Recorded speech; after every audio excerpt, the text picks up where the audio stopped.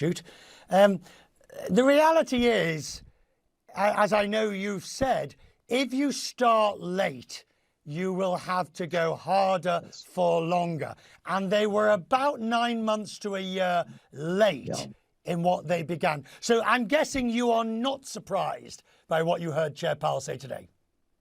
Not at all. In fact, what we're seeing is real-time policymaking, and the nightmare of every policymaker is that the data he is looking at or she's looking at is not telling what's going on in the economy because of data revisions and because we got a big surprise in January. So what we're expecting to see going forward is the advice from most policy rules that are used to assess policy is that we should have gone earlier, and if we're going to go late, we're going to have to go higher.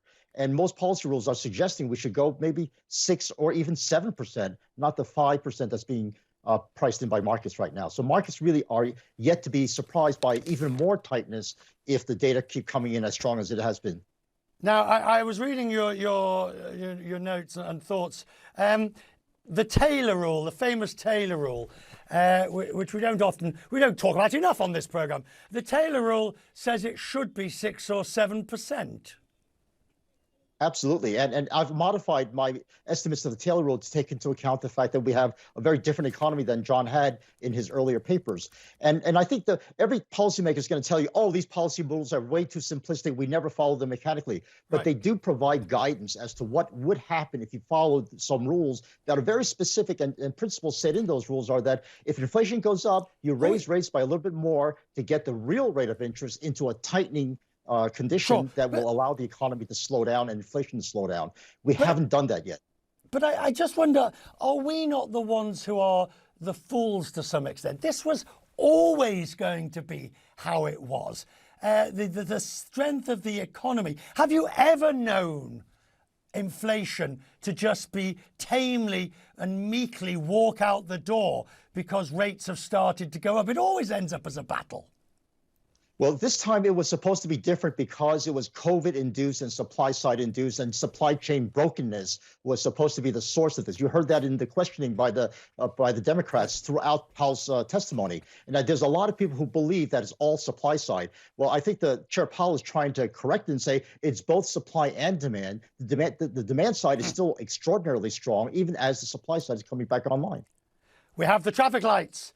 The Quest Range Business traffic lights that will help us understand exactly what's happening. So what colour would you like? Obviously, red means he's going to have to do more and it's going to slow the economy. Amber, well, thinking about it. Green, this is full steam ahead for the economy. It's bad news. Which is he going to do?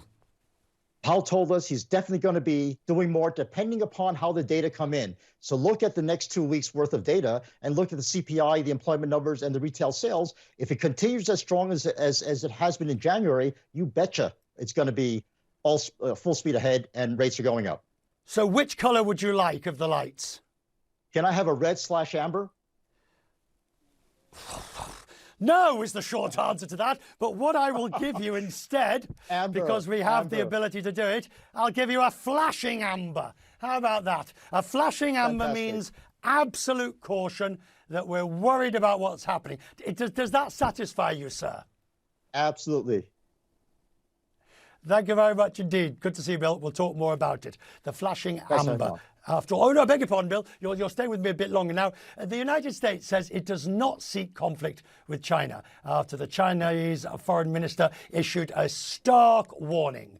Qin Yang said conflict and confrontation were inevitable if the US does not change course. Ties between the countries have been more strained than usual since the US shot down the balloons last month. Beijing's foreign minister told the National People's Congress what the incident showed. An accident can reveal something fundamental. In this case, the United States' perception and views of China are seriously distorted. It regards China as its primary rival and the most consequential geopolitical challenge. This is like the first button in a shirt being put wrong, and the result is that the U.S.'s China policy has entirely deviated from the rational and healthy track. Well, let's ignore the somewhat bizarre idea of buttons and shirts, but Bill Lee is still with me. So, what are the Chinese basically saying here? The Chinese are telling us, most of your stories about global recovery depend upon China. We are an integral part of the global economy, and you better treat us seriously. And I think the threats they're putting out there is that any attempt on the part of the Biden administration or the Western alliances to cut China off from technology, to interfere with the kind of trade that we've been having with them, the unbalanced trade, is going to result in consequences. And the threat of wolf warriorism is really ripe in the air right now. Who loses most?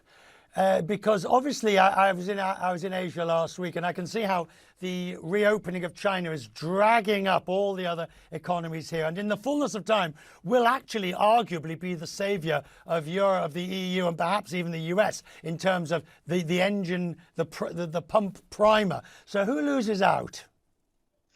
Well, Richard, that's the traditional story, but I think Xi Jinping also gave us a warning in his speeches lately that says he's going to try to emphasize domestic demand and domestic service sectors. That means that the China may not be as much of a locomotive as it has been in the past. So truly, the Europe will lose out tremendously because of their trade connections, especially Germany, and the United States will lose out somewhat in the sense that China is an export engine to supply us a lot of cheap electronics and cheap goods. Bill, quick thought. Is this the most difficult economic scenario in times that you've seen in recent years? I've been at the IMF for over 18 years, and the Federal Reserve before that. And as chief economist at Citi, I have never had the chance to have to tell clients, I can't figure out what's going on with China and what impact it's going to have on the global economy. Bill Lee, grateful to have you. We'll talk many more times. I'll get you to a green or a red before we finish. Thank you.